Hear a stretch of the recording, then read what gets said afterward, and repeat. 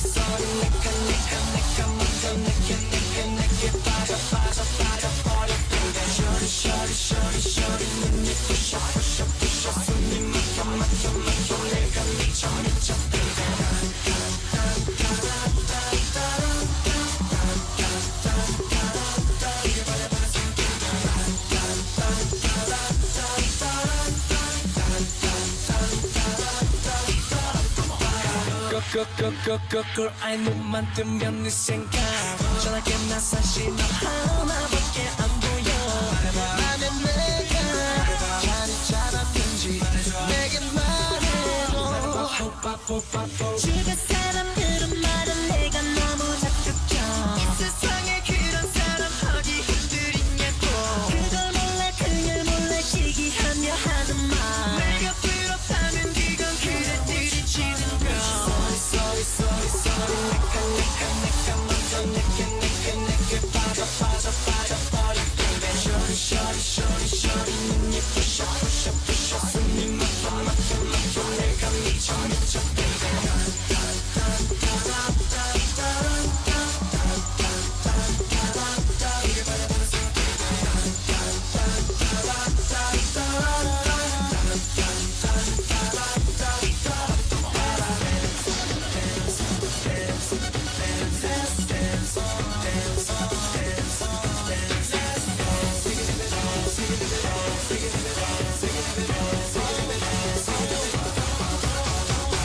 이제 그만 내게 와줄래 정말 미칠 것만 같아 난 너만 사랑하고 싶어 절대 다시 한눈 뺄 생각 없어 이라기보다 친구 같은 내가 되고 싶어 모든 고민 슬픔 함께 간직하고 싫었을 만큼 너를 너무 사랑해 내가 바란 사랑 네가 바로 내가 먼저 내게 빠져버려 baby shorty 눈이 부셔 숨이 막혀 내가 미쳐 baby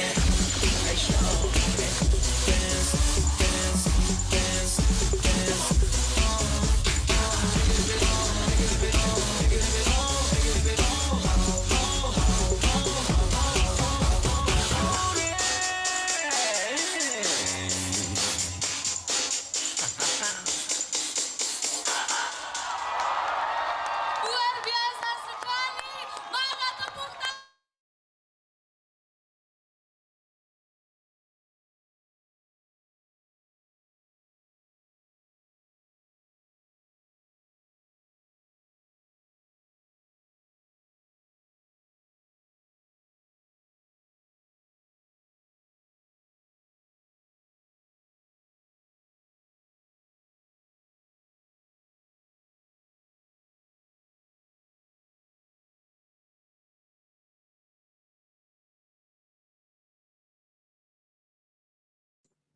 Bismillahirrahmanirrahim. Assalamualaikum warahmatullahi wabarakatuh. Selamat pagi semuanya. Shalom, Om Swastiastu, Namo Buddhaya. Salam kebajikan. Selamat pagi teman-teman semuanya, kelas 61 ya, untuk D3 Pajak. Jumpa lagi kita pada pertemuan hari ini ya. Saya lihat tadi di grup WA baru 2 atau beberapa yang balas, tapi di sini sudah lengkap semua ya teman-teman yang hadir pada pagi hari ini. Mohon maaf saya agak terlambat karena tadi saya mengkoneksikan earphone-nya, cuma kayaknya ada gangguan di earphone saya sehingga saya cepet-cepet cari perangkat yang lain untuk bisa terhubung. Mudah-mudahan suaranya jelas ya, ini teman-teman ya, terdengar dengan jelas gitu ya. Jadi kita tidak memiliki kendala. Semuanya sudah hadir? Anda semua sehat? Sudah selesai UTS-nya? Sudah libur cukup lama ya, 2 minggu, 3 minggu mata kuliahnya cuma 4, ujiannya 2 minggu, tambah lagi 1 minggu, gitu. Sebenarnya saya udah nggak mengajar lagi kelas 61 seperti yang saya bilang, cuma karena satu lain hal, entah ini blessing atau ini disguise gitu ya, kalian bertemu saya kembali, jadi nanti saya akan mengampu kalian sampai dengan wisuda online kalian ya, mudah-mudahan semuanya wisuda gitu, nggak ada yang terhambat, saya akan dampingi kalian sampai dengan akhir nanti, gitu ya. Baik, sudah ada yang baca RPS hari ini? Kita mau belajar apa hari ini? Coba saya tanya aja deh, kalau gitu. Ada nggak? Dias ada nggak, Dias? Hadir, Pak. Ya, kamu baca RPS-nya? Tentang Kementerian Negara. Ya nggak sih, Pak? Ya, terus? Abis kemarin kan kita udah banyak belajar ya, UTS-nya tuh gampang menurut saya, ya kan? UTS-nya tuh mudah gitu dibandingin karena udah kita bantu di pertemuan terakhir kemarin kan, jadi Anda pasti bisa menjawabnya dengan baik. Saya sudah hampir selesai mengoreksi, beberapa memang belum selesai, 5-6 orang kalau nggak salah, karena saya juga mengoreksi di kelas lain, itu sebenarnya nilainya cukup bagus. Kalian tuh nilainya bagus-bagus gitu ya, dan karena porsi UTS tuh nilainya cukup besar gitu ya, jadi saya mungkin nanti kalian lihat lah, agak-agak baik ngasih nilainya, agak-agak nggak jahat ngasih nilainya, karena saya merasa Anda cukup bisa menangkap gitu ya. Cuma memang ada beberapa yang agak-agak kelewatan jalur. Maksudnya yang saya minta tuh jawabnya kayak gini, Anda lari ke yang lain-lain gitu. Jadi kalau misal tantangan UTS online ini teman-teman, kalian tuh harus bisa ngikutin apa yang udah disampaikan dosen. Jadi dosen tuh paham, kalian tuh ngerti, kalian tuh baca, kalian tuh dengar kembali apa yang udah disampaikan dosen. Kan biasa ya kalau ujian online ini pasti ada jawaban yang juga datang dari mana aja kan. Nah, itu kan tiap dosen tuh bisa beda gitu loh. Jadi kalian tuh kelihatan mana yang, oh ini mahasiswa yang dengerin saya dengan mahasiswa yang dengerin jawaban temennya yang di kelas lain gitu. Nah, jadi saya senang gitu ya, hampir sebagian besar di kelas kita itu bisa menjawabnya itu sesuai dengan apa yang sudah kita pelajari gitu, apa yang saya minta gitu, menjawab dengan direct. Beberapa males jawab. Nah, itu saya paling kesel kalau lihat mahasiswa tuh males jawab gitu. Misalnya dimintanya kemarin kan apa dampak kejadian resiko pada WFH dan juga pada pelayanan digital, itu harus bisa digambarkan dengan banyak, digambarkan dengan jelas. Dampaknya misalnya kalian bilang kurangnya pengawasan. Sejauh mana kurangnya pengawasan? Karena apa pengawasan itu tidak ada? Gitu ya, karena di rumah, kemudian bagaimana kontrolnya, kira-kira seperti itu. Jadi jangan malas kalau jawab. Nah, itu karena sistemnya pengujian dengan soal yang sangat sedikit itu, jadi nilainya akan sangat bisa terverifikasi gitu loh. Yang ini benar-benar bisa jawab, yang ini jawabnya males gitu. Tapi overall kalian semuanya saya cukup senang ya dengan jawaban-jawaban kalian di UTS. Nanti kita bisa lihatlah hasilnya dalam waktu dekat ya, karena saya masih harus menyelesaikannya. Nah, sebelum saya jauh, kemarin kita sudah banyak belajar, Anda sudah mendapatkan banyak pengantar ya, terutama tentang organisasi, tata kerja, udah banyak juga nyinggung ke beberapa hal gitu ya. Nah, fokus kita sesuai dengan study plan kita, RPS kita, sampai dengan pertemuan ke-14 nanti, Anda bisa cek kembali itu tidak ada perubahan RPS. Jadi masih sesuai dengan RPS yang lama. Apa saja hari ini kita akan masuk nih. Pelajarannya akan seru banget karena ini akan relate banget ke kalian-kalian. Kita akan belajar hari ini tentang tadi yang sudah dia sampaikan, itu tentang Kementerian Negara dan Kementerian Keuangan secara general. Kemudian minggu depan dan 2 minggu ke depan, 2 minggu pertemuan itu kita belajar eselon 1 Kementerian Keuangan yang non DJP. Ya, 2 pertemuan, 9 dan 10. 11, 12 itu DJP. Ya, 13 itu selain DJP, saya akan ambil beberapa kementerian dan Pemda, yang terakhir itu studi kasus. Jadi mudah. Ya, Anda dapat paham ya bahwa kita benar-benar belajar tata kerja, organisasi, bagaimana strukturnya, organisasi di Kementerian Negara terus turun ke bawah. Ya, sampai juga nanti kita ada penyesuaian di Pemda. Memang tahun lalu RPS untuk OTK ini nggak ada Pemda, cuma tahun ini kita coba masukkan gitu. Kali-kali aja gitu ya. Diki nanti akan ada di Pemkab Bali G, saya nggak tahu, tapi kita akan coba belajar itu. Nah, hari ini kita akan coba ya, kita akan sharing, saya akan memberikan kuliah ke kalian mengenai Kementerian Negara gitu. Pastinya teman-teman tahu dong tentang negara ini bekerja melaksanakan APBN-nya, presiden itu dibantu oleh menterinya. Ya kan? Menteri itu tugasnya apa, teman-teman? Menteri itu tugasnya memimpin sebuah kementerian. Ya kan? Kementerian itu ada diatur oleh peraturan presiden. Jadi nomenklaturnya, struktur organisasinya, tugas, fungsinya itu diatur. Ya, dasar kita Anda nanti mungkin udah ngecek RPS-nya ya, LMS-nya ya, itu kita pakainya ya Perpres 68 2019, perubahannya Perpres 57 2020. 68 2019, 57 2020. Itu Kementerian Negara. Ya, satu itu ya, kita sedikit tentang Kementerian Negara. Ya, sudah terlihat ya ini materi saya? Sudah kelihatan belum teman-teman? Sudah ya, sebentar ya. Ini saya kok nggak bisa. Ini ada yang salah dengan Zoom saya apa gimana sih?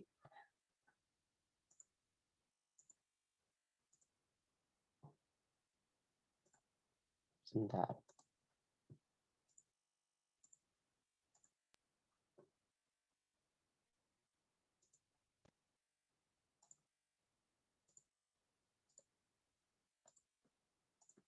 Ya, sudah terlihat ya teman-teman. Nah, hari ini kita belajar sebentar tentang Kementerian Negara dan Wakil Menteri. Nah, ada berapa Kementerian Negara? Tadi saya sudah sampaikan, Perpres 68, kemudian diubah dengan 32 2021. Karena baru aja kemarin di bulan April ada perubahan nomenklatur kementerian. Berapa Kementerian Negara kita?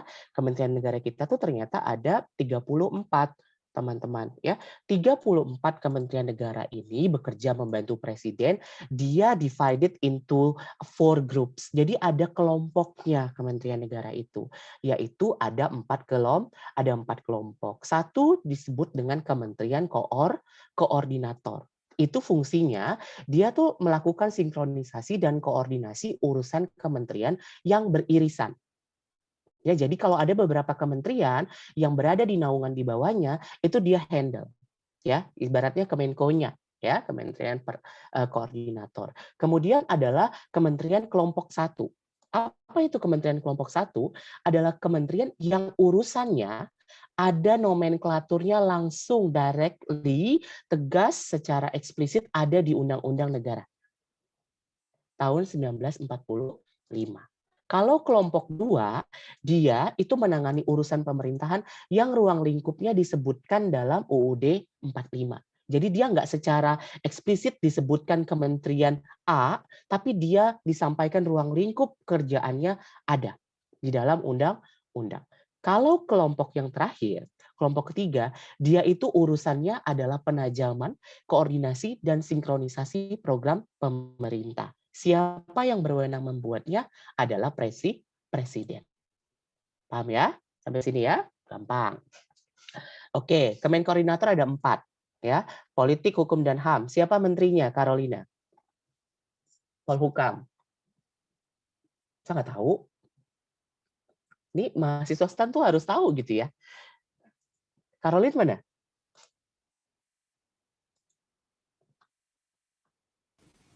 Halo. Ya. Polhukam. Menpolhukam tuh siapa? Ini orang-orang yang paling deket nih sama presiden. Halo, maaf Pak, suara saya kedengeran. Iya, kedengeran. Oh, Pak Luhut ya Pak? Pak Luhut itu dia Menko Kemaritiman dan Investasi. Polhukam siapa, teman-teman?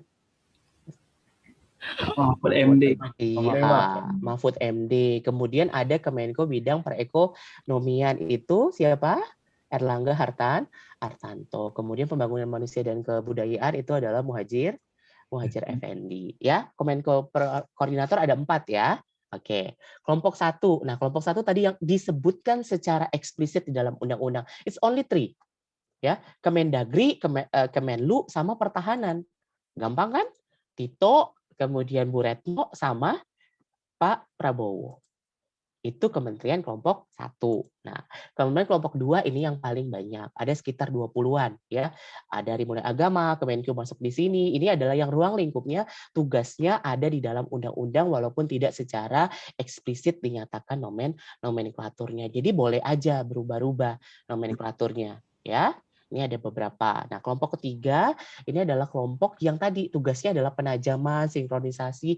Ini adalah Kementerian Setnek, kemudian Kemenpan RB, BUMN, ya terakhir yang baru adalah Kementerian Investasi. Ini masuknya di kelompok 3. Ya, paham ya, teman-teman ya. Nah, kemudian ini ya, tugasnya tadi saya sudah bilang, Kemenko itu koordinasi, kelompok 1, kelompok 2, kelompok 3 itu menyelenggarakan urusan tertentu yang diamanatkan oleh presiden. Ya. Tugasnya apa? Tugasnya harus sesuai dalam agenda pembangunan nasional. Nah, ini tugas secara lebih detail, kita akan lewat saja. Nah, ini yang membedakan supaya Anda benar-benar tahu organisasi tata kerja itu kalian paham. Kok ada deputi, ada dirjen. Nah, ini bedanya. Kita lihat ya. Pertama bedanya itu, kalian harus pisahin kelompok 3 dengan Kemenko, dengan kelompok 1 dan kelompok 2. Kalau kelompok 1 dan kelompok 2, ya, kelompok 3 dan Kemenko itu sama. Menteri koordinator, itu pemimpinnya. Ya, ini ada beberapa. Di dalam Perpres itu disebutkan jenisnya. Yang pertama adalah pemimpinnya, itu menteri. Di bawahnya ada yang dikenal dengan pembantu pemimpin. Siapa pembantu pemimpin? Adalah Sekretariat Jenderal yang dipimpin oleh Sekretaris Jenderal untuk kelompok 1 dan 2. Tapi kamu ketemu di Setnek, dia namanya adalah Sekretariat Kementerian atau Sekretaris Kementerian. Kamu ketemu di Kementerian Koordinator, namanya Sekretariat Kemenko. Dipimpinnya oleh Sekretaris Kemenko. Paham ya? Jadi tidak ada jenderalnya. Tidak ada jenderalnya, tapi dia sekretaris kementerian dan sekretaris Kemenko. Kemudian ada pelaksananya. Siapa pelaksana kementerian? Kalau di kelompok 1 dan 2, pelaksananya itu adalah direktorat jenderal yang dipimpin oleh dirjen. Ya, pelaksana tugasnya itu bisa di daerah ya ataupun di perwakilan luar negeri. Kelompok 2 yang hanya boleh punya unit vertikal adalah kementerian yang mengurusi bidang agama, bidang hukum, dan bidang keuangan. Itu yang memiliki pelaksana di daerah atau unit vertikal. Paham ya? Kalau kelompok 3 dan Kemenko kita kenal sebutannya pelaksananya adalah deputi. Tuh, ya. Kemudian pengawas. Kalau kita bicara pengawasan itu udah pasti inspektorat, Itjen. Nah, kalau kelompok 1, kelompok 2 namanya adalah Inspektorat Jenderal dipimpinnya oleh Inspektur Jenderal. Ya, kalau kelompok 3 sama dengan Setjennya tadi, dia hanya disebut dengan inspektur, dipimpin oleh inspektorat. Ya, pendukungnya kalau kelompok 1 dan kelompok 2 itu punya badan atau pusat. Ya, kalau kelompok 3 dan Kemenko dia tidak lagi memiliki badan dan pusat. Paham? Oke. Nah, sekarang saya masuk ya, sedikit-sedikit aja. Ya, Setjen. Tadi ini di kelompok 1 dan kelompok 2. Setjen itu kalau di Perpresnya maksimal 7 biro. Ya, 7 biro maksimal 4 bagian. Sebenarnya Setjen ini tuh penting atau enggak sih? Penting banget. Walaupun namanya adalah Sekretaris Jenderal. Karena dia memang adalah pembantu pemimpin atau pembantu menteri tadi ya. Karena apa? Karena tugas fungsinya itu dia mengkoordinasi seluruh pelaksanaan tugas, dukungan, pembinaan di lingkup kementerian. Ya, dari mulai peraturan perundang-undangan, tata laksana, pengelolaan barang, koordinasi anggaran, semuanya itu melewati sekretaris jenderal. Ya. Kemudian Direktorat Jenderal atau kita kenal dengan pelaksananya tadi. Direktorat Jenderal itu baginya dua aja, teman-teman. Ya, Direktur Dirjen tadi dia punyanya yang pertama Sesdirjennya, ya, Sekretariat Direktoratnya. Yang kedua dia punya direkturnya ataupun direktoratnya. Yang kemudian direktorat itu turun jadi subdirektorat. Kalau dia ses dia turunnya ke biro ataupun bagian. Ini tugasnya apa? Jelas. Dia menyelenggarakan perumusan dan pelaksanaan kebijakan di bidangnya. Jadi kalau misalnya bidangnya tadi adalah kepabeanan dan cukai, maka dia adalah Direktorat Jenderal Bea dan Cukai. Karena bidangnya disesuaikan dengan apa? Dengan tugas pokok kementeriannya. Apa tugas kementerian itu? Nanti akan ada di Perpres. Ya, nah ini Itjen. Itjen itu Inspektorat Jenderal, teman-teman. Dia dibantu sama Sekretaris Inspektorat. Selalu ada ya, Sekretaris Inspektorat tadi, dan inspekturnya. Ya, itu tugasnya apa? Jelas. Tadi kita kenal dia pengawasan, dia melakukan pengawasan internal, audit internal, review, ya, pengawasan tertentu, investigasi, ya, laporan hasil dan rekomendasi selanjutnya. Itu adalah Inspektorat Jenderal. Nah, kemudian ini adalah badan dan atau pusat. Nah, badan dan pusat ini sama. Kalau badan bedanya dia punya sekretariat badan.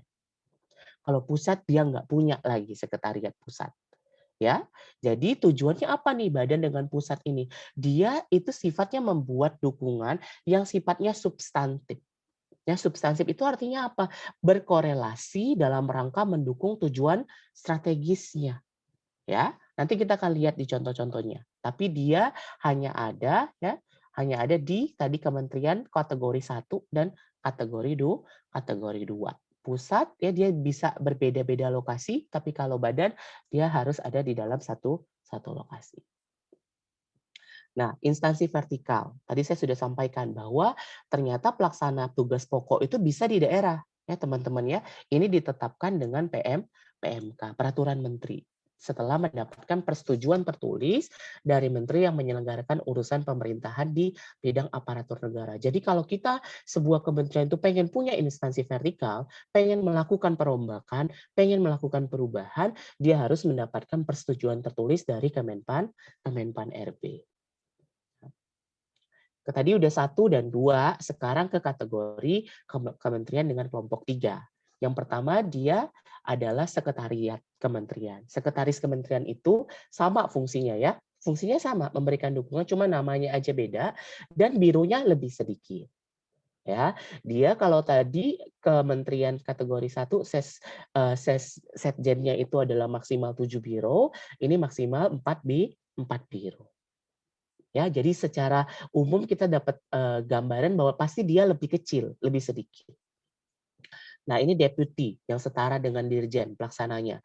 Dia hanya maksimal 5 asisten deputi. Kalau tadi namanya direktur, ini namanya adalah asisten deputi. Ya, kedudukannya sama ya. Dan tugasnya hampir sama dengan direktur jenderal. Inspektorat sama, cuma dia lebih sedikit lagi, ya, bahkan hanya terdiri dari satu subbagian, ya, dan fungsi ketatausahaan. Nah, kemudian ini Kemenko, koordinator. Sama, Kemenko koordinator itu sama dengan Kementerian Kelompok 3. Dia punya apa tadi sesnya yang maksimalnya hanya 4 biro. Kemudian deputinya, sekretariat deputi, dan maksimal 5 asisten deputi. Inspektoratnya sama, hanya ada satu bagian yang menangani ketatausahaan dan sisanya adalah jabatan fungsional inspektorat jenderal atau inspektorat kalau di sini. Nah, ini yang perlu kalian highlight ya teman-teman ya. Yang pertama kita harus tahu dulu. Kemarin kita belajar tentang kategori eselon 1, eselon 2, eselon 3. Nah, kita harus jelas dulu ya di sini tentang pengangkatan dan pemberhentian. Siapa sih yang berwenang mengangkatnya? Kalau JPT Madya, teman-teman ya, kita kenal itu struktur eselon 1A dan B. Jadi ada yang A, ada yang B. Kayak tadi 1A itu adalah Setjen, Ses Kementerian Koordinator, Sekretaris Kementerian, ya, para deputi, Direktur Jenderal, Inspektur Jenderal, Kepala Badan, Kepala Pusat, gitu ya. Dan staf ahli yang di eselon 1B, dia itu yang ngangkat dan berhentiin presiden. Atas usul menteri melalui prosedur seleksi.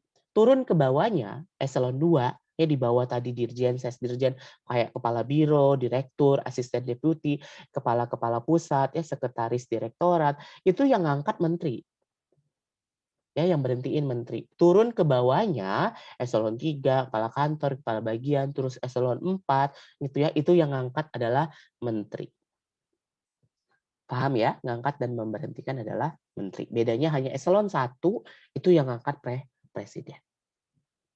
Nah, kemudian di Perpres 68 2009 itu diatur bahwa setiap kementerian itu dapat, ya, dibantu, menteri itu dapat dibantu oleh wakil menteri. Ya, wakil menteri itu yang ngangkat berhentiin presiden, suka-suka presiden. Ya, dia bertanggung jawab kepada menteri, membantu menteri dalam memimpin pelaksanaan tugas, dan bisa lebih dari satu orang di dalam satu kementerian. Tapi menteri dan wamen merupakan satu kesatuan. Ya, oke. Cukup sampai sini ya tentang Kementerian Negara. Ada pertanyaan sampai dengan sini?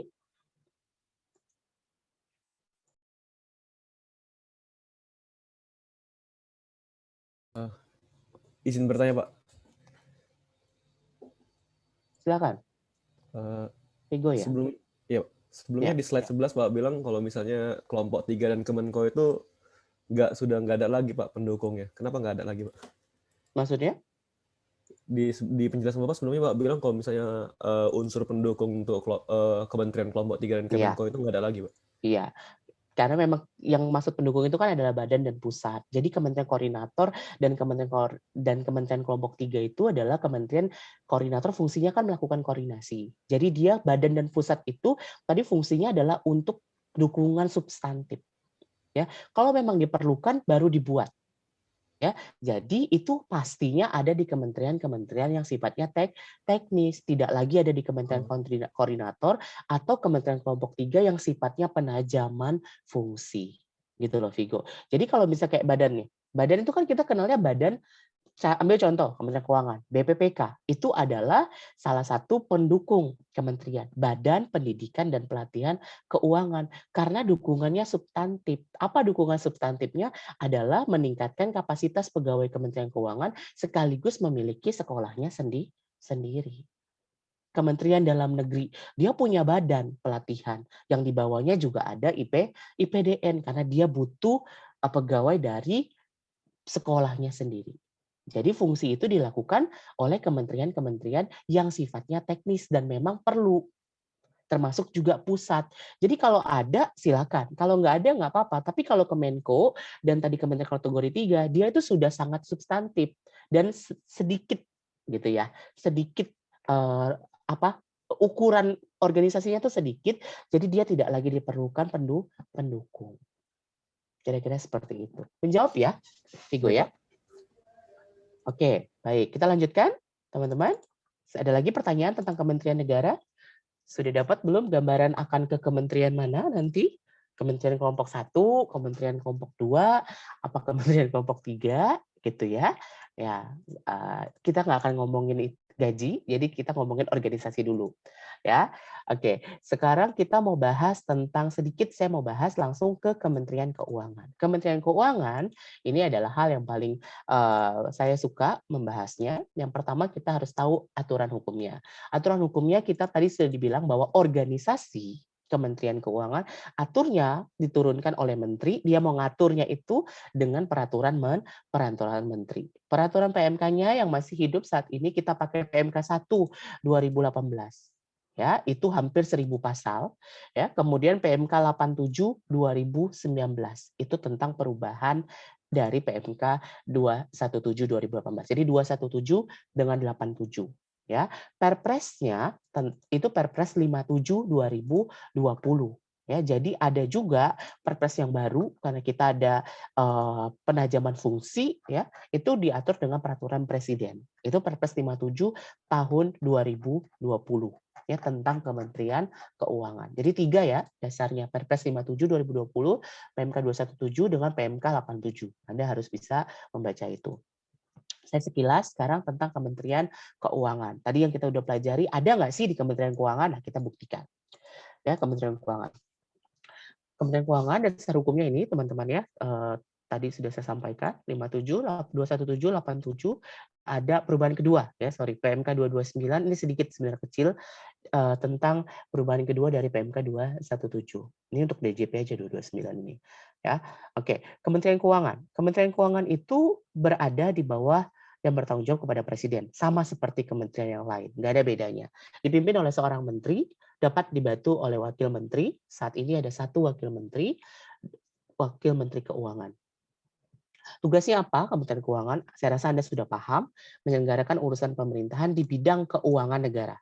Ya, Undang-Undang 17 2003, Undang-Undang 1 2004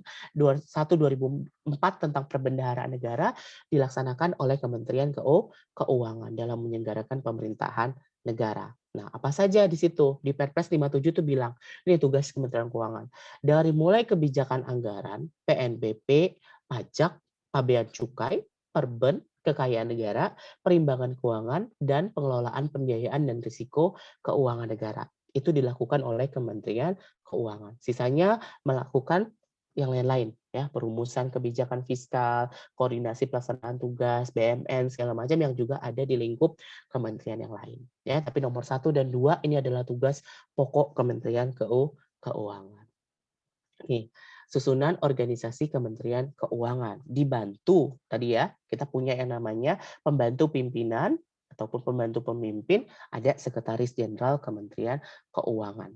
Ya, pelaksananya ada direktorat jenderal di Kementerian Keuangan. Ada berapa eselon 1 di Kementerian Keuangan? Saat ini eselon 1 yang memiliki fungsi yaitu adalah 11. Ya, dari mulai Dirjen Anggaran, Dirjen Pajak, Dirjen Bea Cukai, Dirjen Perben, Dirjen Kekayaan Negara, Perimbangan Keuangan, PPR, ya, kemudian Inspektorat Jenderal sebagai pengawas, kemudian badan. Nah, tadi Anda sampaikan ada badan. Yang tadi ditanyakan Vigo, kok Kemenkeu butuh badan? Karena ada fungsi substantif, yaitu Badan Kebijakan Fiskal atau BKF, ya, untuk fungsi nomor 2 tadi, dan BPPK atau Badan Pendidikan dan Pelatihan Keuangan. Ya, ini nanti kita akan bedah satu persatu tentang Kementerian Keuangan. Nah, kemudian di samping ya tadi di Perpres dan PMK, menteri itu bisa punya staf ahli. Staf ahli ini jabatannya teman-teman eselon 1B. Dia di bawah eselon 1A. Ini eselon 1A. Ya, di bawahnya eselon 1B ya jabatan madya itu kita kenal dengan staf ahli. Jadi kita punya saat ini 1 2 3 4 5 6 7 8 9 ya. Sebelumnya tahun 2020 masih punyanya 7. Kemudian sekarang kita punyanya 9 staf ahli. Dia setara eselon 1. Oke. Ini kita nanti akan lebih detail kalau untuk tiap eselon 1. Jadi saya nggak akan bahas dulu ya tentang itu. Tentang struktur organisasi, tapi kita akan lebih ke pusat atau instansi vertikal ya. Ya, ini pusat. Ya, pusat di Kementerian kategori 2 tadi. Nah, Kementerian Keuangan punya nggak pusat, teman-teman? Punya banget. Ya, kita punya 3 pusat saat ini. Yang pertama adalah Pusat Informasi dan Teknologi Keuangan, Pusintek.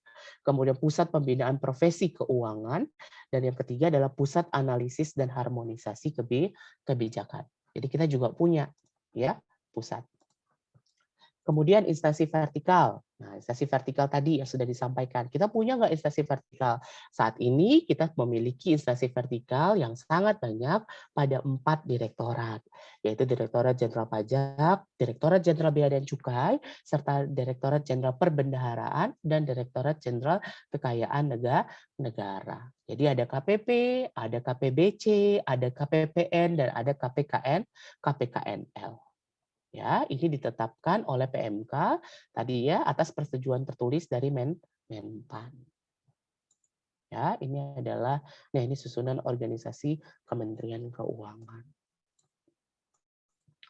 Ini susunan pejabat Kementerian Keuangan, tapi ini karena slide-nya ini sebelum perubahan, jadi ada sedikit perbedaan.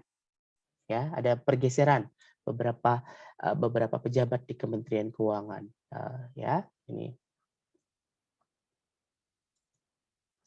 Oke, baik. Sampai sini ada yang mau ditanyakan? Silakan.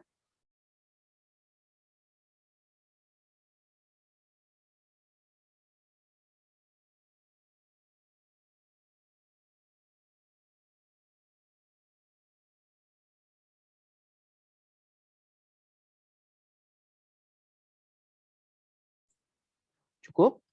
Paham ya? Kalau gitu, gampang memang. Ya, oke.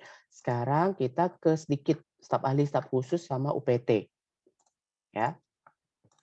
Jadi kementerian itu, Kementerian Keuangan utamanya ya, dia bisa membantu, ada beberapa bantuan lagi dalam melaksanakan fungsinya. Yang pertama adalah UPT ataupun unit pelaksana teknis. Unit pelaksana teknis apa sih teman-teman?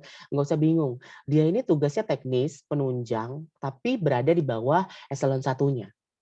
Ya, jadi dia UPT misalnya DJP itu kita punya yang namanya KPPD, pengolahan data dan dokumen perpajakan. Itu UPT-nya. Ya, kemudian di Bea Cukai itu juga banyak ya, laboratorium misalnya itu digunakan untuk melaksanakan tugas secara teknis. Ini adalah unit pelaksana teknis. Nah, ini jadi UPT itu banyak ya, termasuk juga ada balai yang ada di BPPK. Jadi BPPK itu kan Badan Pendidikan dan Pelatihan Keuangan. Dia punya UPT-nya, pelaksana teknisnya itu namanya adalah balai-balai diklat. Ya, BDK.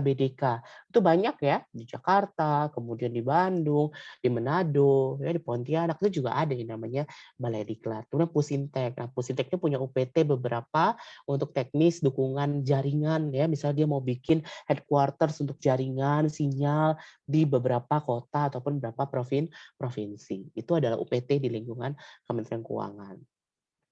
Nah, tadi saya udah sampaikan tentang staf ahli. Staf ahli itu ngapain sih tugasnya?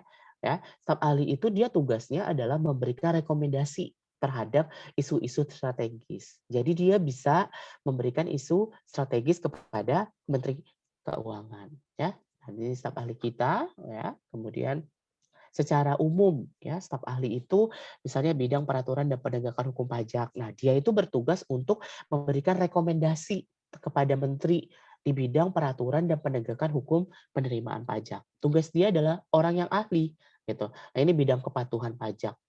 Ya, kemudian bidang pengawasan pajak, kemudian bidang penerimaan negara. Nah, staf ahli ini nempel biasanya di Direktorat Jenderal. Ya, staf ahli bidang penerimaan itu memberikan rekomendasi terhadap bidang penerimaan negara, ya, bidang pengeluaran negara, ya, kemudian bidang ekonomi makro dan keuangan internasional, bidang jasa keuangan dan pasar modal, bidang organisasi birokrasi dan teknologi informasi. Nah, ini yang kemarin Pak Sudarto ya, yang kemarin memberikan kuliah umum, beliau adalah staf ahli bidang OPTI ini.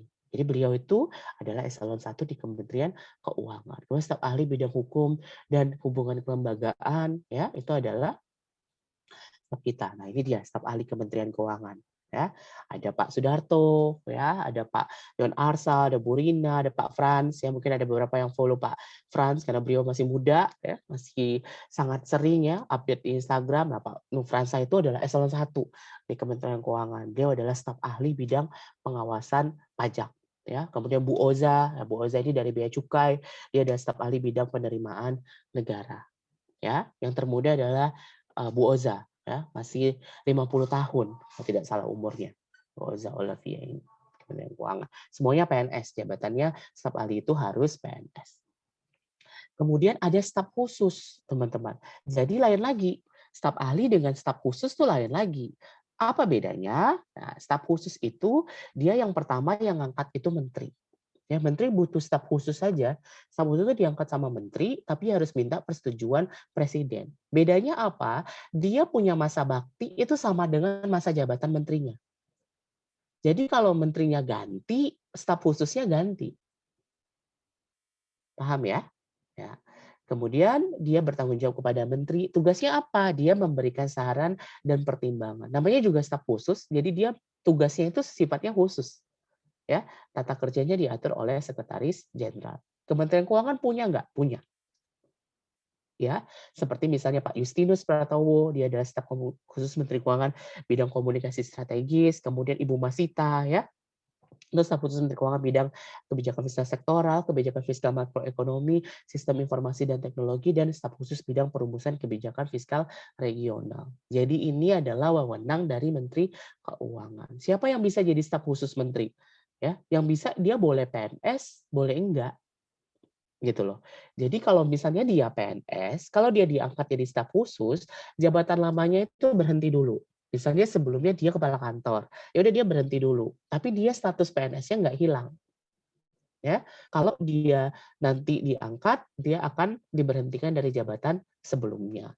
Ya, kemudian setelah kembali, ya dia kemudian diaktifkan kembali pada jabatan organiknya. Ya, kira-kira seperti itu. Hak dan keuangan staf khusus, dia itu sama dengan staf ahli, teman-teman, eselon 1, 1B, ya. Jadi dia tetap mendapat, kalau yang PNS dia tetap dapat gaji sebagai PNS, kemudian dia dinaikkan pangkatnya itu ya setingkat lebih tinggi dari jabatan terakhirnya dia. Kira-kira seperti itu. Jadi boleh nggak kalau misalnya bukan PNS jadi staf khusus, boleh banget gitu. Misalnya besok gitu ya, Bu Menteri mengangkat Agus jadi staf khusus, boleh aja. Kamu jadi staf khusus saya gitu. Bidang misalnya kan, bidang pariwisata dan ekonomi kreatif misalnya. Ya silakan, boleh saja Bu Menteri. Yang penting ada 5 orang staf khususnya dia yang bisa membantu tugasnya dia. Jadi ada lowongan memang bagi menteri untuk bisa dapat tadi diatur ya, yang masuk ke unsur PNS tadi, staf ahli, ya, kemudian para pelaksana, para pembantu pemimpin, para pengawas dan para pendukung. Kemudian dia juga punya staf khusus ya, dan dia juga punya staf ahli gitu. Jadi Anda sudah paham hari ini tentang Kementerian Keuangan secara sekilas gitu ya. Oh, ternyata kita punya loh badan-badannya, kita punya loh pusat ya. Itu kira-kira. Silakan kalau ada yang bertanya tentang ini.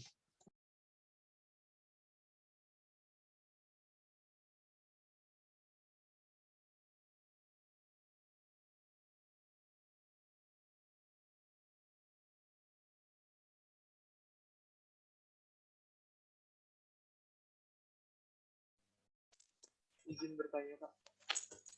Tadi di PPT yang pertama yang di Kementerian Negara kan kalau tidak salah Direktorat Jenderal itu ada 4 atau 5 direktorat di bawahnya. Itu maksudnya direktorat yang di bawah Direktorat Jenderalnya atau Direktorat Jenderal dalam menterinya Pak? Kalau untuk Direktorat Jenderal dalam menterinya ada maksimalnya juga nggak Pak? Oke, ya itu pertanyaan yang sebenarnya kalau jeli benar ya, Agus bertanyanya sangat benar ya. Kalau tadi ya, ini Anda baca ya, dalam perpresnya itu dia udah bilang, Dirjen tuh udah bilang, Dirjen tuh paling banyak cuma 5 loh, gitu ya.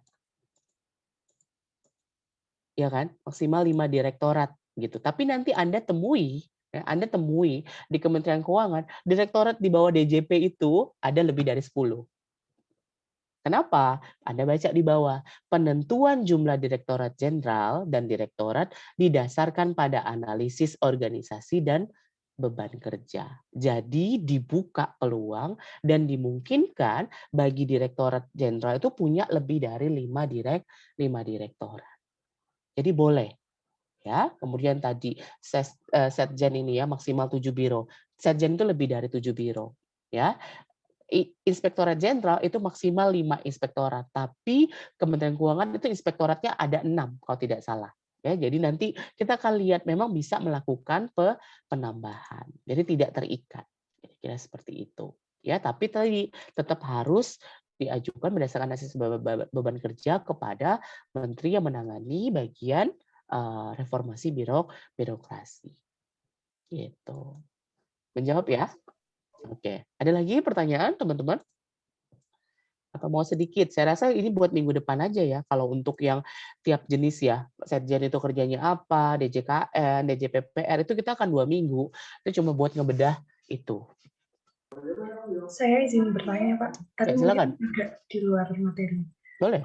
Dulu saya kan dengar dari dosen, ada wacana kalau misalnya Kementerian Keuangan tuh mau dikeluarin gitu, salah, DJP itu mau dikeluarin dari Kementerian Keuangan, maksudnya bikin kementerian sendiri. Itu menurut Pak Reza gimana? Dan urgent sekali atau enggak kok sampai sekarang tuh akhirnya belum jadi pembahasan lagi? Terima kasih. Ya, oke, baik. Terima kasih pertanyaannya, Astri. Bagus sekali ya, teman-teman. Saya rasa isu ini juga kalian sudah mendengar bahwa DJP akan lepas dari Kementerian Keuangan, ya, akan menjadi kementerian sendiri atau akan menjadi otoritas sendiri, ya, seperti OJK, ya, Otoritas Jasa Keuangan. Nanti akan dibuat otoritas pajak. Nah, isu ini mengemuka sudah lama sebetulnya kajiannya. Kenapa? Karena memang posisinya adalah fungsi strategisnya. Gitu loh. Anda bisa bayangkan kita tuh 70% ya, 75-77% dari seluruh APBN kita itu dibiayai oleh penerimaan pajak. Dan yang mengerjakan penerimaan pajak, fungsi penagihan, fungsi pemeriksaan, fungsi pengawasan, dan fungsi yang memastikan realisasi itu ada hanya pada level Direktorat Jenderal, ya, yang berada di bawah Kementerian Keuangan. Jadi dirasa perlu nih bahwa untuk meningkatkan penerimaan, meningkatkan tax ratio, perlu bagi Direktorat Jenderal Pajak ini untuk naik kelas ke kementerian. Apa konsekuensinya? Ketika dia misalnya nanti masuk ke kementerian, teman-teman, levelnya menjadi kementerian ataupun menjadi otoritas gitu, tentu saja dia bisa melakukan banyak hal, ya, lebih besar fungsinya, lebih besar pengawasannya, lebih besar jabatan-jabatan di bawahnya. Jadi lebih lebih memiliki ekspektasi kerja yang lebih tinggi. Itu adalah positifnya dari menjadi sebuah kementerian, sebuah direktorat jenderal menjadi sebuah kementerian. Itu adalah positifnya. Tetapi dalam kajian-kajiannya dan sampai dengan proses ini, itu tidak mudah, Astri, untuk menjadikan satu direktorat jenderal itu menjadi kementerian. Mulai dari pertimbangan anggaran, pertimbangan politis juga, ya, karena ini pastinya harus dengan presiden, harus dikaji oleh DPR dan segala macam. Itu masih dalam proses belum menemui titik temunya. Gitu loh. Jadi saya rasa kalau tadi pertanyaannya pribadi, pendapat saya adalah silakan. Kalau memang dulu OJK itu, teman-teman, itu adalah irisan dari fungsi yang ada di BI, fungsi yang ada di Kementerian Keuangan. Kita tuh dulu punya badan, ya, namanya adalah Badan Koordinasi Penanaman Modal dan Jasa Keuangan, ya, BPPM. Kemudian fungsi jasa keuangan, pengawasan jasa keuangan ada di BI. Tapi dirasa nggak sinkron nih, karena dengan seiring perkembangan teknologi, jasa keuangan itu banyak banget. Fintech, ya, kemudian currency, ya, kayak kripto, Bitcoin, mata uang digital, itu yang ngawasinnya nggak ada. Jadi dipikir dan dipandang perlu untuk buat satu badan untuk ngurusin jasa keuangan.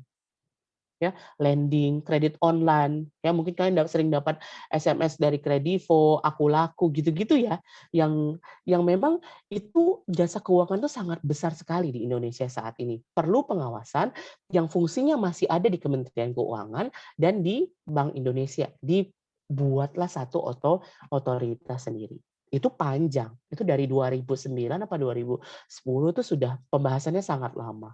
Kemudian meleburlah, makanya pegawai Kementerian Keuangan itu, waktu itu BKPM itu ditanya, Anda mau gabung ke Kementerian Keuangan atau ke OJK? Sebagian memilih OJK, sebagian tetap bergabung di Kementerian Keuangan. Begitu juga dari Bank Indonesia. Itu juga jadi menjadi satu otoritas tertentu. Statusnya PNS bukan? Bukan. Ya, itu konsekuensinya. Kalau dia menjadi otoritas, dia statusnya bukan pegawai negeri sipil, dia adalah pegawai otoritas jasa keuangan.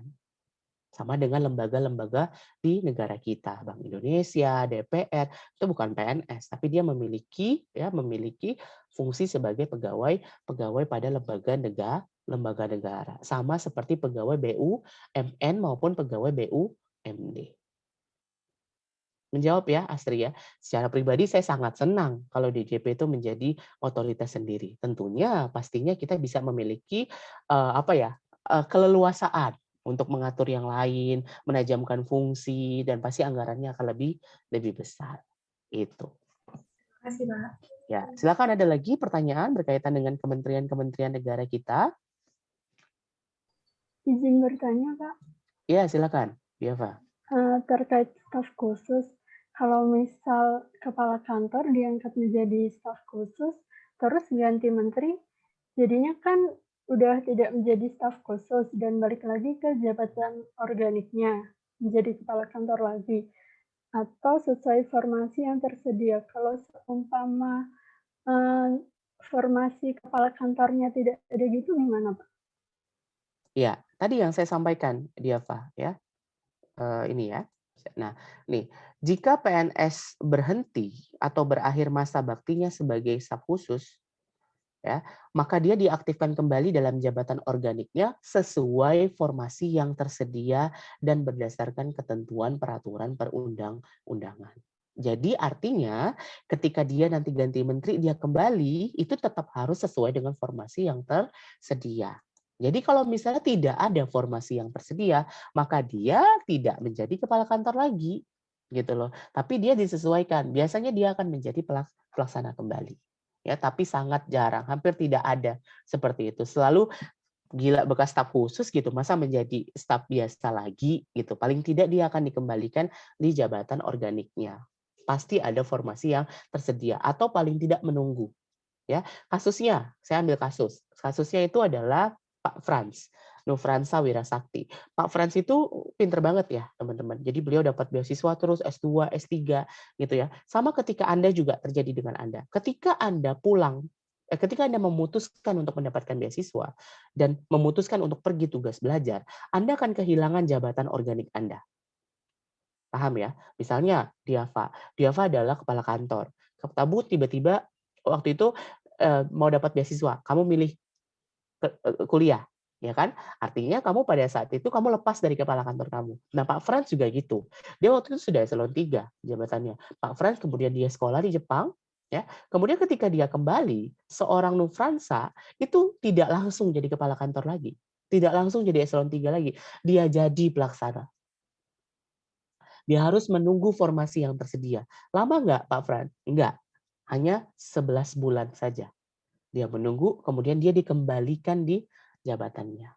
Jadi memang ada proses seperti itu. Jadi nggak ujuk-ujuk, karena ada proses juga, formasinya ada atau enggak. Kemudian dia jadi eselon 3. Tapi dengan dia menunggu 11 bulan tadi, teman-teman ya, 11 bulan dia tunggu, dia jadi pelaksana beneran. S3 jadi pelaksana. Sekarang dia sudah eselon 1 dengan modal S3-nya tadi. Jadi 11 bulan jadi pelaksana dari eselon 3, tapi buahnya adalah menjadi eselon 1 di Kementerian Keuangan.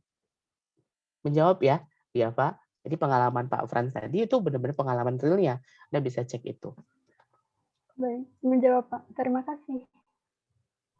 Ya, kira-kira seperti itu. Ada lagi pertanyaan? Ini lebih banyak diskusi ya, teman-teman. Jadi silakan saja Anda bertanya, karena ini materinya nggak banyak kalau itu. Dan kita nggak akan pelajari kementerian lain. Nanti ada di pertemuan 13 kementerian lainnya dan Pemda. Jadi nanti kita hanya ambil sampel aja lah, misalnya Kementerian Sosial. Di sana tuh gimana sih? Gitu. Tapi kita nggak akan pelajari nih Kementerian Kemenpan tuh tugasnya apa, nggak. Kita nggak akan pelajari itu. Karena nggak akan ada waktu buat kita mempelajari semuanya. Gitu. Ada lagi pertanyaan? Izin bertanya, Pak. Ya, silakan. Di luar dari materi mungkin, Pak. Ya, jadi beberapa bulan yang lalu itu kan sempat ada berita tentang kepala instansi yang jadi komisaris BUMN itu dalam aturan itu sebenarnya boleh atau enggak sih, Pak? Ya, baik. Ini lain lagi ya pertanyaannya Yusril ya, tentang komisaris. Jadi kan kita punya BUMN ya, teman-teman. Pemerintah itu berinvestasi dan menyelenggarakan urusan yang berkaitan dengan hajat hidup orang banyak ataupun dengan sistem profitable melalui BUMN dan BUMD-nya. Iya kan? Jadi kita kalau misalnya mau bikin semen, kita punya BUMN-nya. Kita kalau misalnya mau bikin jalan tol, kita punya badan usahanya. Kita kalau mau terbang, pemerintah punya BUMN-nya, punya maskapai. Ya kan? Itu BUMN. Nah, BUMN itu menyelenggarakan fungsinya fungsi perusahaan. Jadi dia diharapkan untung kondisinya. Nah, dalam rangka pengawasan, ini dalam Undang-Undang BUMN ya, dalam rangka pengawasan itu dilakukan pengawasannya oleh Kementerian Kementerian BUMN. Nah, kemudian dalam struktur organisasi BUMN dia harus punya komisaris. Komisaris itu fungsinya apa sih, Yusril? Komisaris itu fungsinya dia ataupun komisaris independen, komisaris, dewan komisaris, ya, terdiri dari dewan komisaris, itu fungsinya adalah untuk memberikan rekomendasi kebijakan dan memutuskan kebijakan tindak lanjut atas BUMN itu. Jadi dia memiliki fungsi itu dan mengawasi dewan direksinya, pimpinan dari BUMN itu. Nah, di dalam Undang-Undang BUMN diatur bahwa dewan komisaris, ya, pengawas-pengawasan itu berasal, ya, salah satunya adalah dari pemerintah. Artinya apa? Artinya pemerintah, ya, itu dapat mendeploy atau mengassign pegawai-pegawai negeri sipilnya ataupun non pegawai negeri sipilnya di dalam BUMN tersebut. Dan terbukti, ya, misalnya fungsi yang paling banyak adalah di Kementerian Keuangan. Hampir semua eselon 1 di Kementerian Keuangan itu adalah komisaris di BUMN. Ya, misalnya siapa? Misalnya Pak Hadianto, Sekretaris Jenderal. Beliau sekarang adalah Direktur Jenderal Perbendaharaan Negara. Beliau adalah komisaris dari BRI. Kemudian Ibu Sumiati, Inspektur Jenderal. Bu Sumiati adalah komisarisnya PLN dan komisarisnya BTN. Jadi boleh-boleh saja, karena memang ada penugasan dari pemerintah. Tapi kalau komisaris independen, itu penunjukannya juga dari pemerintah, tapi bebas. Siapa aja, Yusril. Ya, makanya ada Pak Ahok tuh di Pertamina, karena memang bisa ditunjuk oleh Menteri BUMN. Dari bukan PNS. Jadi kalau ditanya tadi, memungkinkan, sangat memungkinkan, sangat wajar, iya sangat wajar. Cuma memang dalam prakteknya, nah ini yang perlu kita lihat, apakah memang benar penugasan menjadi komisaris itu adalah penugasan yang sesuai dengan kemampuan dan kapasitasnya untuk membantu BUMN, ataukah itu jatah-jatah saja? Paham maksudnya ya? Apakah itu memang hanya diberikan untuk orang-orang political saja, gitu, sebagai upah dari dukungan politik, dukungan partai. Nah, itu adalah rahasia dari Menteri BUMN. Gitu. Menjawab ya pertanyaannya, Yusril? Iya Pak, menjawab Pak. Terima kasih banyak Pak. Saya memang kalau untuk Pak Ahok gitu ya, saya belum membaca ya bahwa komisaris itu harus memiliki aturan tidak pernah dipenjara. Tapi artinya kalau beliau bisa, artinya kan berarti aturan itu nggak ada.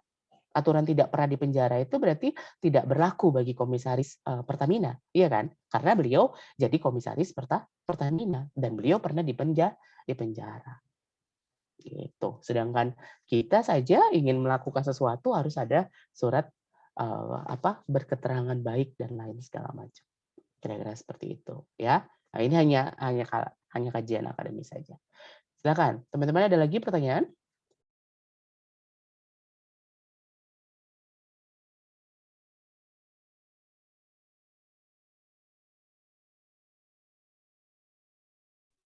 Izin bertanya, Pak.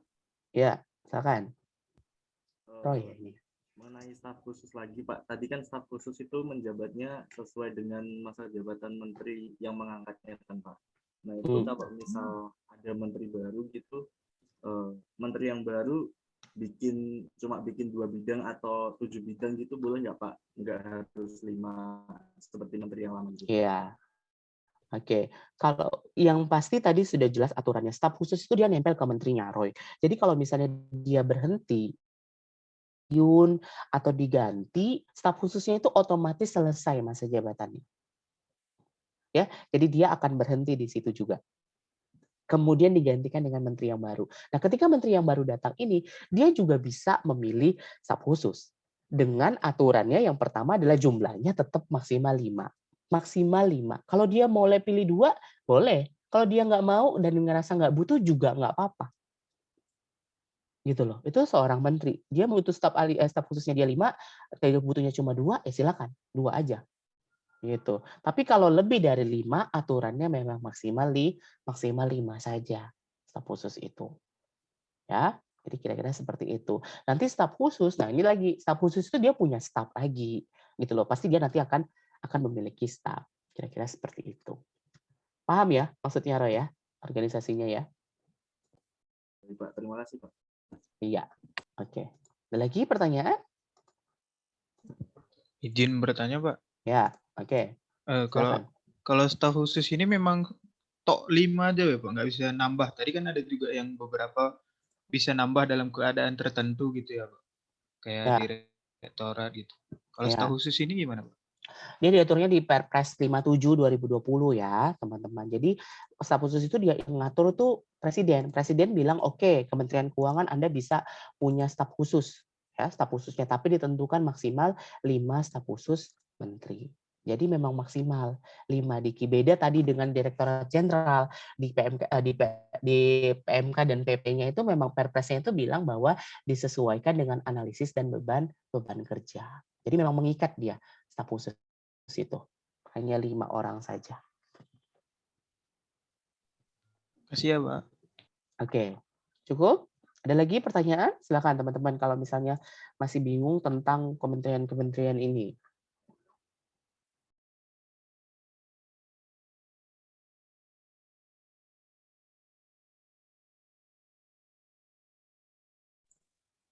Kementerian apa ya yang menarik kalau yang di kelompok 2 tadi? Itu. Saya mau tanya aja deh kalau gitu. Apa ya? Bakti nih. Nah, ada Bakti. Bakti. Ini kan ada kementerian kelompok 2 nih. Seandainya, ya, seandainya saya bicara, seandainya Kementerian Keuangan tuh dicoret dari takdir hidupmu. Kalau bisa milih gitu ya, kamu pilih kementerian mana sih yang kamu pengen kerja dan mengapa?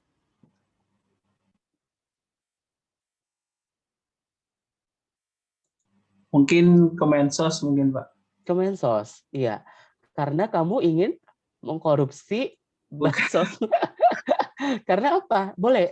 That's very interesting answer. Saya Mungkin jarang menemui mahasiswa jawab Kementerian Sosial. Kenapa? mungkin memperbaiki sistem mungkin, Pak ya. Kalau kita tahu kan yang kemarin itu sebagian besar kan mungkin kalau apa namanya itu sistemnya lebih transparansi lagi mungkin, Pak ya. Karena sebagian besar kan dari zaman dulu saya pernah dengar tuh Gus Dur wawancara katanya sebenarnya salah satu kementerian yang paling korup itu ya Kementerian Sosial gitu, Pak. Jadi mungkin kalau misalnya Kementerian Sosialnya diperbaiki ya mungkin bantuan-bantuan yang diberikan pemerintah itu ke masyarakat bisa lebih berguna lagi gitu, Pak. Kayaknya gitu, Pak. Ya, mulia sekali ya. Kayaknya benar kayak kata Yusril. Kayaknya Bakti tuh nggak puas dibentak saya, dia lebih milih dibentak Bu Risma ya, kayaknya. That's good gitu ya. Sebenarnya gini ya, kalau ngelihat Kementerian Sosial ya, kalau kamu masih ngelihat ada fakir miskin, ada gembel, ada yang nari-nari boneka mampang, artinya negara kita tuh belum sejahtera nggak sih, gitu. Kalau kita bisa melihat seperti itu ya. Jadi memang tugas Kementerian Sosial tuh sebenarnya itu nggak sih, berarti kalau kamu lihat bagaimana dia bisa gitu ya, dia bisa membuat masyarakat yang di bawah sejahtera itu jadi sejahtera gitu kan. Panti-panti jompo, panti-panti asuhan gitu ya. Itu mulia sekali saya rasa dan sangat bagus sekali jawaban yang kamu bilang. Dan kamu ingin memperbaiki sistem supaya tadi tepat sasaran, bantuan itu ya negara kita ini bisa memiliki hati nurani bagi masyarakat yang kurang beruntung, gitu-gitu ya, Bakti ya. Oke, kalau gitu kita aminkan ya, saudara-saudara sekalian, kalau memang ada. Satu lagi kalau gitu, silakan. Anissa ada nggak? Anissa. Ya. Kalau seandainya kamu bisa memilih. Kalau saya Kementerian Keuangan, karena ya kan pahamnya mengajak pada paham budaya Kementerian Keuangan, jadi Selain Kementerian Keuangan, saya bilang tadi, Kementerian Keuangan dicoret gitu misalnya. kalau selain Kementerian Keuangan,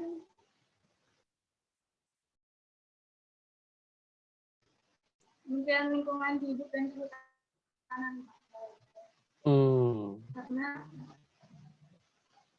Karena kalau saya lihat sekarang ini banyak pembangunan yang tidak memperhatikan lingkungan hidup dan ikan dan juga hewan-hewan.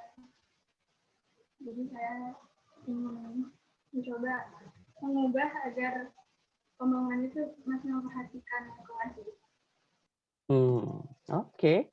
Nice sekali ya alasannya. Walaupun memang gitu ya teman-teman, kita nanti kalau misalnya pun di kementerian lain, saya juga mikir kalau saya pun nanti, misalnya di kementerian yang lain gitu ya, saya mungkin nggak kayak tadi Kementerian Lingkungan, saya nggak mungkin akan disuruh ngejagain lingkungan gitu, ngawasin, pohon-pohon gitu. Saya pasti akan disuruh mikirin PNBP dari Kementerian Lingkungan atau saya akan disuruh mikir anggaran di kementerian itu, gitu loh. Jadi teman-teman mungkin sedikit aja tadi ya dari Risa dan juga Bakti, memang Nobel mission, kalian punya misi yang Nobel, tapi kita harus punya ekspektasi dan spesifikasinya.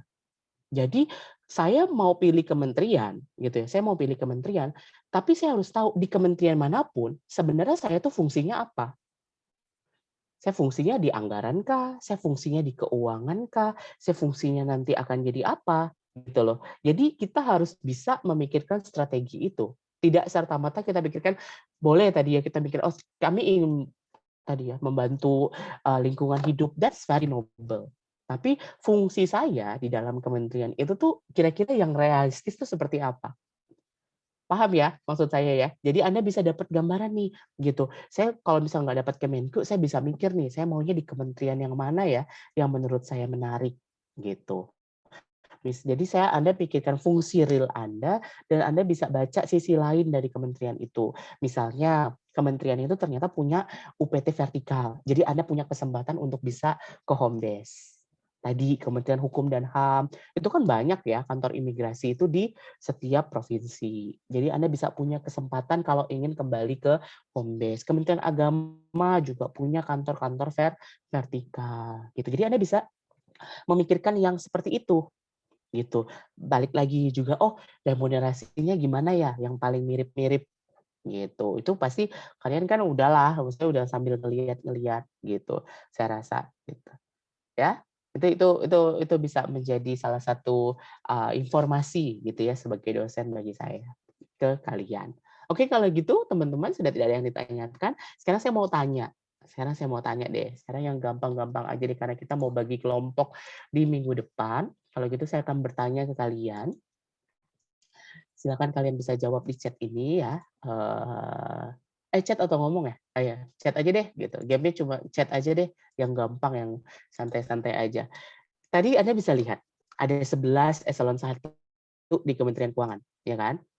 11 eselon 1 di Kementerian Keuangan yang dipimpin oleh para pimpinannya. Saya bagikan deh tadi. Mana ya? Nah, ini dia. Oke, sebentar ya.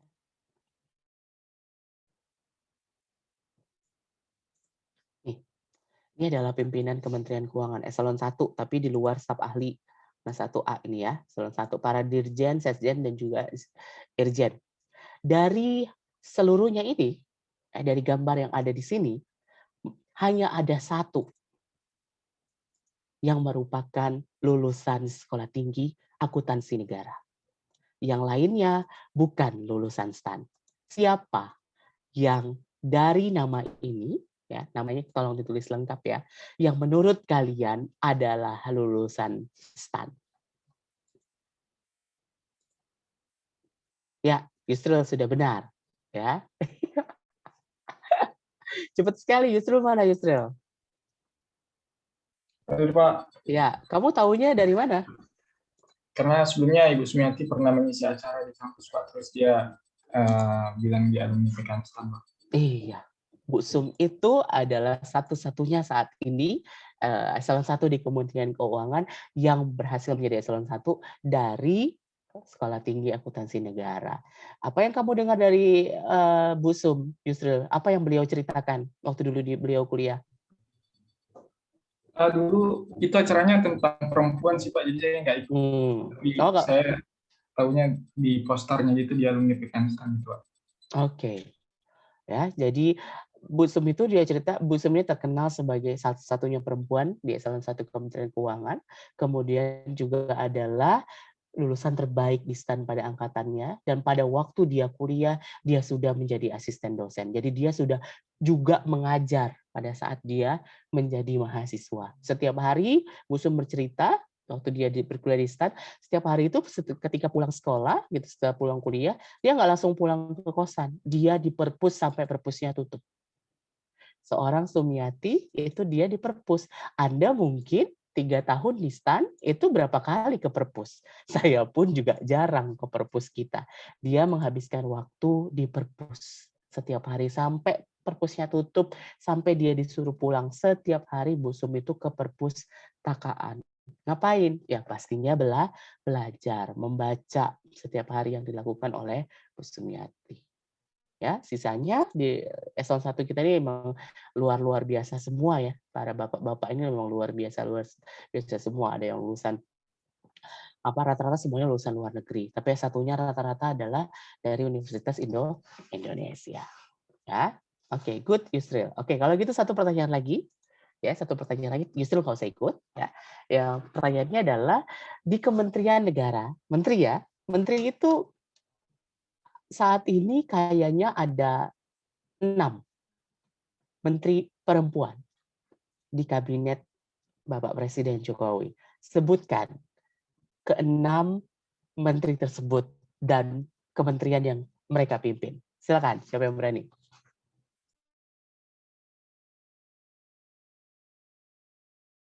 Nggak usah wakil menteri deh, karena wakil menteri ada yang perempuan tuh. Menterinya aja deh. Ayo, ini menentukan nasib di pertemuan selanjutnya loh.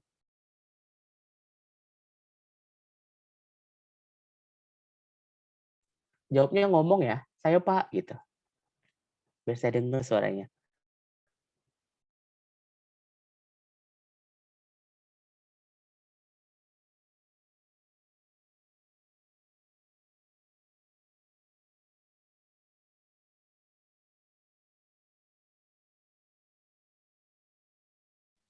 Izin mencoba. Oke, silakan. Yang pertama ada Mensos Bu Tri Risma hari ini. 1, Menko Bu Sri Mulyani. 2, lalu Bu Retno. Retno siapa? Bu Retno Marsudi. 3, 4, Ibu I Gusti Ayu Darmawati. mhm, Menteri Pemberdayaan Perempuan dan Anak. dan Menteri Pemberdayaan Perempuan dan Perlindungan Anak. Anak. Ya, 4. Bu Siti Nurbaya Bakar, Menteri Siti Nurbaya Bakar. Lingkungan. Ya. Sama Bu Ida Fauziah, Menteri Ketenagakerjaan. Iya, benar. Tepuk tangan buat Agus ya. Ada 6 menteri di kabinet kita yang juga adalah perempuan. Sama 1 wamen yang perempuan. Nah, siapa wamen yang perempuan? Tuh, jadi pertanyaannya siapa wamen yang perempuan dan dia di kementerian mana? Silakan. Agus nggak usah jawab lagi. Tadi ada Yusril sama Agus. Wamen tuh perempuan 1 loh.